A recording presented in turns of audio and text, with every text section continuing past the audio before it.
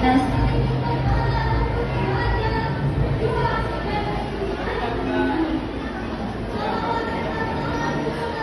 Assalamualaikum warahmatullahi wabarakatuh. Shalom, Om Swastiastu, Namo Buddhaya, dan salam kebajikan. Halo semuanya, selamat siang. Salam sejahtera bagi kita semua. Semoga hari ini kita dalam keadaan baik dan tetap semangat. Yang terhormat para Dewan Juri, yang saya hormati para panitia penyelenggara, dan juga teman-teman serta hadirin yang saya banggakan. Segala puji syukur bagi Tuhan yang Maha Kuasa atas karunia-Nya bahwa kita masih diberikan kesempatan berkumpul di sini dalam keadaan sehat walafiat untuk berpartisipasi dalam perlombaan yang bermanfaat ini.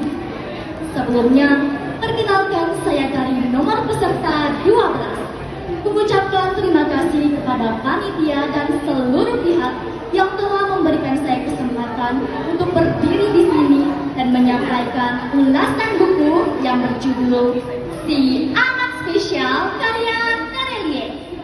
Buku ini merupakan bagian keempat dari serial Anak-Anak Mama. Buku ini diterbitkan oleh PT Sabagrip Nusantara pada tahun 2018 dengan editor bernama Ahmad Rifai. Buku ini memiliki jumlah 340 halaman dengan ukuran fisiknya yaitu 20,5 cm x 13,5 cm. Tebal buku ini kurang lebih 2 cm dengan ISBN-nya yaitu 9786239554576. Alasan saya memilih buku ini adalah karena perpaduan warna pada sampulnya yang sangat klasik, sehingga membuat saya tertarik untuk membacanya. Selain itu, judulnya yang unik, Si Anak Spesial, membuat saya penasaran. Apa yang membuat tokoh dalam cerita ini disebut spesial? Rasa penasaran itu akhirnya membawa saya untuk membaca dan mendalami isi ceritanya. Apa isi buku ini? Secara ringkas, buku ini mengisahkan tentang seorang anak laki-laki bernama Burlian, anak ketiga dari 4 bersaudara yang tinggal di pedalaman Sumatera bersama keluarganya, yaitu Bapak, Mama, Kak Eli, Kak Bukat, dan adiknya Amelia. Cerita ini terjadi sekitar tahun 1970-an. Melalui berbagai pengalaman hidup yang lucu, kita diajak untuk melihat petualangan unik Burlian semasa kecilnya. Cerita ini juga memperlihatkan bagaimana kehidupan masyarakat perkampungan yang masih sangat sederhana. Cerita ini diawali oleh penjelasan Mama mengenai kelahiran Burlian. Kau sejak dilahirkan memang berbeda, Burlian, spesial. Itulah yang selalu dikatakan Mama dan Bapak kepada Burlian. Bukan sekedar kata-kata untuk memanjakannya, namun itulah cara Mama dan Bapak membentuk keberanian dan rasa percaya diri dalam dirinya. Meski dikenal nakal dan penuh rasa ingin tahu, Burlian adalah anak yang peduli, cerdas, dan ia sangat suka membaca buku. Ia tumbuh dalam keluarga yang sederhana. Orang tuanya adalah petani kopi, namun mereka sangat tegas dalam hal pendidikan. Hal ini karena Burlian mendapat pelajaran penting dari cerita pamannya mengenai penyesalan terbesar ayahnya yang dulu enggan sekolah. Sejak itulah, orang tua Burlian menjadi sangat tegas dalam hal pendidikan. Selain itu, Burlian juga memiliki sosok guru luar biasa bernama Pak Bin. Beliau mengajar di sekolah yang bahkan tidak layak disebut sekolah karena bangunan fisiknya saja sudah hampir roboh. Dan lebih hebatnya lagi, Pak Bin adalah guru honorer yang sudah mengabdi selama 25 tahun untuk mendidik anak-anak kampung. Sampai akhirnya, saat pemilihan kepala kampung sedang berlangsung, tiba-tiba terdengar suara keras dari arah sekolah. Ya, sekolah tempat Burlian belajar telah runtuh. Untungnya, Burlian selamat meski kepalanya terluka. Kejadian ini dengan cepat mendapat sorotan besar dari pemerintah dan media. Burlian pun mendapatkan julukan oleh salah satu pejabat. Saat dirawat di rumah sakit, pejabat itu bertanya kepada Burlian, "Apa yang kamu inginkan, Nak?" Burlian tidak meminta uang ataupun hadiah, tapi dengan tulus ia menjawab, "Saya ingin sekolah kami dibangun lagi, Pak. Saya ingin buku beserta perpustakaannya. Dan saya ingin Pak Bim diangkat menjadi PNS." Pada momen yang sangat mengharukan, permintaan itu pun akhirnya dikabulkan dan Pak Bim diangkat menjadi PNS.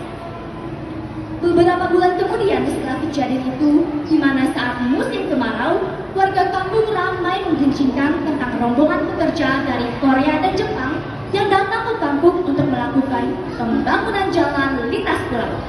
Di antara mereka, ada sosok pria Jepang berusia 45 tahun bernama Nakamura, yaitu kepala proyek tersebut. Karena rasa ingin tahu Brilian yang besar, dia sering datang ke lokasi proyek dan menjadi teman dekat dengan Nakamura. Bahkan suatu malam, Brilian diajak untuk melihat bintang-bintang oleh teleskop. Di momen itu, ia menceritakan tentang putrinya, Keiko-chan, yang sudah lama tak membalas suratnya karena merasa ditinggalkan. Brilian yang terharu pun menulis surat kepada Keiko menceritakan seberapa besar ayahnya mencintainya. Beberapa bulan kemudian, Nakamura datang dengan berterima kasih menunjukkan surat-surat balasan dari Keiko. Waktu berjalan cepat. Setelah proyek selesai, Nakamura kembali ke Jepang membawa kenangan indah bersamanya. 3 tahun setelah pembangunan jalan selesai, kini Brilian duduk di bangku kelas 6 SD dan tengah mempersiapkan diri untuk ujian nasional. Dengan bimbingan penuh dari Hakim, Brilian dan teman-temannya pun berhasil melewati ujian dengan baik. Dan Hakim pun mendapatkan penghargaan karena berhasil meluluskan murid dengan nilai rata-rata tertinggi di provinsi. Bagaimanakah akhir cerita ini? Setelah semua perjuangan berat yang dialaminya selama ini, akhirnya datang kesempatan besar yang membuka jalan bagi masa depan Brilian. Saat ia hendak melanjutkan SMP di kota kabupaten, Nakamura mendengar kabar bahwa Brilian telah lulus SD pun menawarkan beasiswa penuh SMP di Jakarta. Dan tidak hanya diberikan beasiswa penuh di SMP, bahkan mulai dari SMA hingga kuliah, semua dibiayai penuh oleh Nakamura. Brilian tidak akan melupakan kebaikan Nakamura sedikit pun. Hari-hari berlalu cepat. 10 tahun kemudian, Brilian tumbuh menjadi sosok dewasa yang bijak. Berkat ketekunan dan keteguhan hatinya, Brilian telah terpilih mengikuti program pertukaran pelajar ke Jepang. Di sana, takdir pun mempertemukan mereka kembali setelah lebih dari 1 dekade terpisah. Mimpi Brilian pun perlahan terwujud. Ia berhasil menggapai mimpinya dengan segala keterbatasan yang ada karena keteguhan hatinya yang kuat. Buku ini memiliki beberapa keunggulan.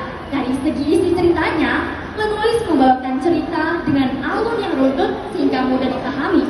Cerita yang dibawakan juga tidak membosankan karena terdapat kisah-kisah lucu yang menjadi hiburan saat membaca. Selain itu, penulis juga menggambarkan tokoh dengan karakter yang unik dan menarik. Dan dari segi fisiknya, buku ini memiliki ukuran yang praktis dan ringan sehingga nyaman untuk dibawa kemana saja. Dari semua keunggulan yang saya sebutkan, terdapat sedikit kekurangan pada buku ini, yaitu adanya bahasa asing atau istilah lokal yang kurang familiar dan mungkin sulit dipahami bagi sebagian pembaca. Namun, tetap tidak mengurangi kualitas ceritanya. Secara keseluruhan, buku ini sangat cocok dibaca untuk kalangan remaja karena terdapat pesan moral yang dapat kita ambil bahwa setiap anak memiliki kesempatan yang sama untuk sukses. Tidak peduli dari mana ia berasal, selama ia meyakininya, maka mimpi itu pasti akan terwujud. Demikianlah ulasan buku dari saya. Terima kasih atas perhatiannya. Mohon maaf apabila ada tutur kata yang kurang berkenan. Izinkan saya akhiri dengan pantun. Menanam jagung di tanah datar, disiram air tiap pagi. Membaca buku membuat kita pintar, bekal hidup sepanjang hari. Terima kasih. Wassalamualaikum warahmatullahi wabarakatuh.